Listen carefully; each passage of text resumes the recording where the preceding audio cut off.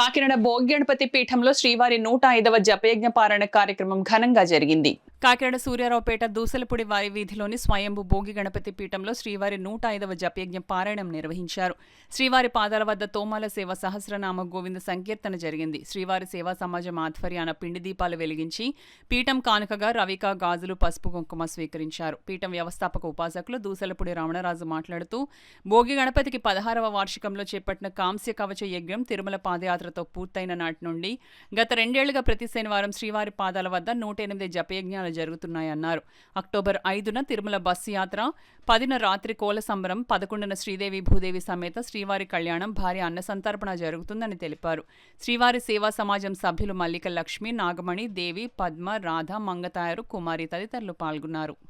కలియుగ ఆది స్వయంభూ శ్రీ వెంకటేశ్వర స్వామి వారికి ఈ గణపతి పీఠంలో ప్రతిష్ఠితమైనటువంటి శ్రీవారి పాదాల వద్ద 108 వారాల పాటు జపయజ్ఞ పారాయణను అక్టోబర్ 4వ తేదీతో పూర్తి చేసుకుని 5వ తేదీన తిరుమల బస్సు యాత్ర చేసుకుని ఆ విధంగా కోల సంబరాన్ని, అదేవిధంగా ఇక్కడ దివ్య కళ్యాణోత్సవాన్ని, భారీ అన్న సంతర్పణ కార్యక్రమాన్ని అక్టోబర్ 11వ తేదీ శనివారం నాడు ఇక్కడ నిర్వహించడం జరుగుతుంది.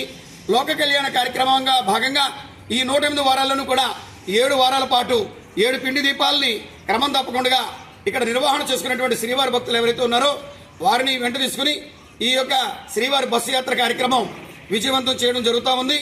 గణపతి నవరాత్రులలో అష్టగణపతుల యొక్క ఆరాధన ఈ శ్రీవారి పాదాలు ఇక్కడ ఏర్పాటు కావడం వల్లే ప్రత్యేకంగా జరిగాయి. ఆ ఘట్టం పూర్తయింది.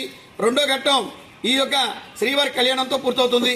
3వ ఘట్టం బ్రహ్మోత్సవంతో భోగి పండుగ రోజున భారీ అన్న సంతర్పణ కార్యక్రమాలతోటి మహాశివరాత్రి రోజున మరి మహానీరాధన కార్యక్రమాలు పూర్తి చేసుకుని ఉగాది రోజున లక్ష్మీ గణపతి యొక్క హోమంతో గణపతి పీఠంలో సృష్టి స్థితిలో అయ్యే కార్యక్రమాలన్నీ కూడా పరిపూర్ణంగా 18 సంవత్సరాల పాటు పూర్తవుతూ ఉన్నాయి. లోక కళ్యాణార్థం జరిగేటువంటి కార్యక్రమాల్లో ప్రతి ఒక్కరు కూడా భాగస్వామ్యం కావచ్చు.